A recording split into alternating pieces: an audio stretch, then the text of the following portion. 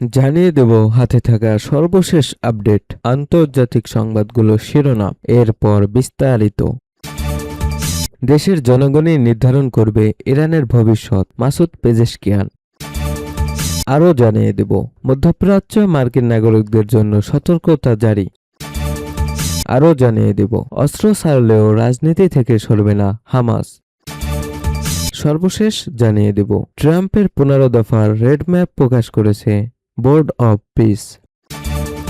দেশের জনগণই নির্ধারণ করবে ইরানের ভবিষ্যৎ, পেজেশকিয়ান। ইরানের ভবিষ্যৎ দেশটির জনগণই নির্ধারণ করবেন বলে মন্তব্য করেছেন দেশটির প্রেসিডেন্ট মাসুদ পেজেশকিয়ান। একই সঙ্গে যুক্তরাষ্ট্র ও ইসরায়েলের সঙ্গে সংঘাতের সময় ধৈর্য ও দৃঢ়তার পরিচয় দেওয়া তিনি ইরানের জনগণকে বীর হিসেবে অভিহিত করেছেন। শনিবার 1 আগস্ট সামাজিক মাধ্যম এক্সে দেওয়া এক বার্তায় পেজেশকিয়ান এসব কথা বলেন। তিনি বলেন, যুদ্ধ, চাপ এবং ধারাবাহিক বৈরিতার মধ্যেও ইরানের জনগণ দৃঢ়ভাবে দেশকে সমর্থন করে গেছে। তিনি সংঘাতের সূচনা হিসেবে 2024 সালে 31 জুলাই তেহরানে হামাসের রাজনৈতিক প্রধান ইসমাইল হানিয়ার হত্যাকাণ্ডে কথা উল্লেখ করেন। ওই সময় নিজের অভিষেক অনুষ্ঠানে যোগ দিতে তেহরানে অবস্থান করছিলেন হানিয়া। পেজেশকিয়ান বলেন, সেই ঘটনার পর থেকে ইরান নানা ধরনের যুদ্ধ, চাপ ও অবিরাম শত্রুতার মুখোমুখি হয়েছে। তবে সব প্রতিকূলতার মধ্যেও জনগণ দেশের পাশে থেকেছে। তিনি জোর দিয়ে বলেন, ইরানের ভবিষ্যৎ ইরানের জনগণের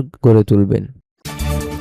মধ্যপ্রাচ্যে মার্কিন নাগরিকদের জন্য সতর্কতা জারি। মধ্যপ্রাচ্য আঞ্চলিক উত্তেজনা বৃদ্ধি পাওয়ার প্রেক্ষাপটে জর্ডানে অবস্থিত মার্কিন দূতাবাস মার্কিন নাগরিকদের এই অঞ্চল ছাড়ার বিষয়টি বিবেচনা করার আহ্বান জানিয়েছে। শনিবার 1 আগস্ট সামাজিক যোগাযোগ মাধ্যম এক্সে প্রকাশিত এক নিরাপত্তা সতর্কবার্তায় দূতাবাস জানিয়েছে, বর্তমানে মধ্যপ্রাচ্য অবস্থানরত আমেরিকানদের চরম সতর্কতা ও বাড়তি সচেতনতা অবলম্বন করা উচিত। এছাড়া ফ্লাইট বাতিল, পর্যায়ক্রমিক আকাশসীমা বন্ধ হওয়া এবং সম্ভাব্য ভ্রমণ বিঘ্ন ঘটার মতো পরিস্থিতির জন্য তাদের প্রস্তুত থাকার পরামর্শ দেওয়া হয়েছে। মধ্যপ্রাচ্যের বাইরে অবস্থানরত মার্কিন নাগরিকদেরও এই অঞ্চল ভ্রমণ করার পরিকল্পনা কঠোরভাবে পুনর্বিবেচনা করতে বলা হয়েছে। দূতাবাসের পক্ষ থেকে সতর্ক করে বলা হয়েছে যে ইরান এবং দেশটির সমর্থিত গোষ্ঠীগুলো বিদেশে মার্কিন স্বার্থকে টার্গেট করতে পারে এবং বর্তমান মধ্যপ্রাচ্যের সামগ্রিক পরিস্থিতি অন্তত পরিবর্তনশীল। বিশেষ করে জর্ডানে অবস্থিত মার্কিন দূতাবাস সেখানকার সকল নাগরিকদের দেশটির সামরিক ঘাঁটিগুলোতে ভ্রমণ থেকে বিরত থাকার নির্দেশ দিয়েছে এবং সরকারি সতর্কবার্তা ও জর্ডানীয় কর্তৃপক্ষের নির্দেশনা মেনে চলার আহ্বান জানিয়েছে। যুক্তরাষ্ট্র ও ইরানের মধ্যে তীব্র উত্তেজনার মধ্যেই এই নিরাপত্তা সতর্কতা জারি করা হয়েছে। সিবিএস নিউজ জানায়, ওয়াশিংটন এই সপ্তাহে ইরান নতুন হামলার পরিকল্পনা করছে বলে জানিয়েছে সংশ্লিষ্ট কর্মকর্তারা। এর আগে শনিবার কুয়েত জানিয়েছে যে তারা একটি সরকারি স্থাপনা ও বেসামরিক বাহনে আঘাত হানতে যাওয়া ইরানি ড্রোন প্রভাবিত করেছে। একই দিন ওমানের উপকূলে হরমুজ প্রণালীর কাছে একটি ট্যাঙ্কার অজ্ঞাত প্রজেক্টাইলের আঘাতে ক্ষতিগ্রস্ত হয়। তবে এই দুটি ঘটনার কোনোটিতেই হতাহতের কোনো খবর পাওয়া যায়নি।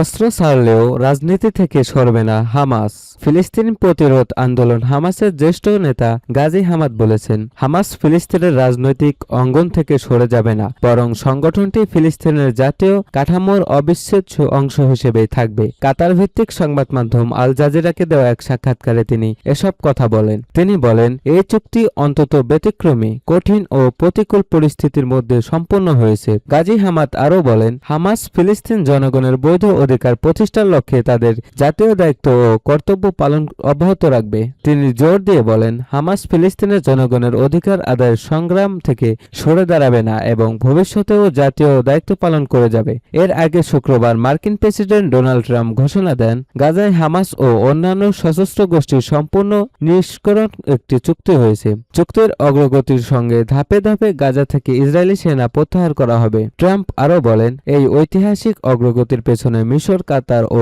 তুরস্ক গুরুত্বপূর্ণ ভূমিকা রেখেছে। তার ভাষ্য অনুযায়ী ধাপে ধাপে চুক্তি বাস্তবায়নের সময় একটি আন্তর্জাতিক স্থিতিশীলতা বাহিনী এবং নতুন ফিলিস্তিন পুলিশ বাহিনী গাজার নিরাপত্তার দায়িত্ব গ্রহণ করবে। ট্রাম্পের 15 দফার রেড ম্যাপ প্রকাশ করেছে বোর্ড অব পিস। যুক্তরাষ্ট্রের প্রেসিডেন্ট ডোনাল্ড ট্রাম্পের গাজা যুদ্ধবিরতি পরিকল্পনার চূড়ান্ত পর্যায়ে বাস্তবায়নের জন্য 15 দফার একটি রূপরেখা বা রেড ম্যাপ প্রকাশ করেছে বোর্ড অব পিস। ফিলিস্তিন ভূখণ্ড থেকে পর্যায়ক্রমে ইসরায়েলি সেনা প্রত্যাহার এবং হামাসের নিরস্ত্রকরণের শর্তাবলী এই রূপরেখায় অন্তর্ভুক্ত করা হয়েছে। শুক্রবার 31 জুলাই হামাসের পক্ষ থেকে জানানো হয়েছে যে তারা এই চুক্তিতে সম্মত, তবে ইসরায়েলের পক্ষ থেকে এখনো আনুষ্ঠানিকভাবে কোনো প্রতিক্রিয়া পাওয়া যায়নি। ইসরায়েল হামাস সহ অন্যান্য ফিলিস্তিন গোষ্ঠীগুলো তাদের সব ধরনের সামরিক অভিযান বন্ধ করবে। সব পক্ষ এই পরিকল্পনায় অনুমোদন দেওয়ার 14 দিনের মধ্যে রূপরেখা বাস্তবায়নের সময়সূচি ও পদ্ধতি চূড়ান্ত করা হবে। প্রয়োজনে এই সময়সীমা বাড়ানো হতে পারে। এরপর national committee for the administration of Gaza NCNG Gaza উপত্যকায় প্রবেশ করবে এবং নিজেদের দায়িত্ব বুঝে নেওয়া শুরু করবে। এক ধাপ থেকে পরবর্তী ধাপে যাওয়ার বিষয়টি নির্ভর করবে পূর্ববর্তী ধাপের প্রতিশ্রুতিগুলো সঠিকভাবে পালিত হয়েছে কিনা তা যাচাইয়ের উপর। এই যাচাইয়ের কাজ করবে নতুন গঠিত ইন্টারন্যাশনাল ভেরিফিকেশন কমিটি আইভিসি। কোন পক্ষ চুক্তি লঙ্ঘন করছে কিনা সেদিকেও নজর রাখা হবে। গাজা শাসিত হবে এক কৃতপক্ষ এক আইন এক অস্ত্র এই নীতির উপর ভিত্তি করে এনসিএলজি ফিলিস্তিন আইন ও প্রসঙ্গিত আন্তর্জাতিক মানদণ্ড অনুযায়ী তাদের কার্যক্রম পরিচালনা করবে। নতুন প্রশিক্ষণপ্রাপ্ত পুলিশের সদস্য বিদ্যমান পুলিশ কাঠামোতে যুক্ত করা হবে, তবে এর আগে সব সদস্যর অতীত রেকর্ড ও যোগ্যতা কঠোরভাবে যাচাই করা হবে। যারা প্রয়োজনীয় মানদণ্ড পূর্ণ ব্যর্থ হবেন তাদের বিকল্প বেসামরিক কাজের সুযোগ দেওয়া হবে। পুলিশের সব অস্ত্রের দায়িত্ব ও কৃতিত্ব এনসিএজির এর কাছে হস্তান্তর করা হবে। হামাসের ভারী অস্ত্র, সামরিক সরঞ্জাম তৈরির কারখানা, অস্ত্রের গোদাম এবং সুড়ঙ্গগুলো অকার্যকর করে সংরক্ষণের ব্যবস্থা করা হবে। এনসিএজি পর্যায়ক্রমে ধারাবাহিকতাভাবে এবং নির্দিষ্ট সময়ের মধ্যে এই প্রতিক্রিয়া পরিচালনা ও বাস্তবায়ন করবে। এই প্রতিক্রিয়ার সঙ্গে গাজার ইসরায়েলি নিয়ন্ত্রিত এলাকাগুলো থেকে পর্যায়ক্রমে সেনা প্রত্যাহার এবং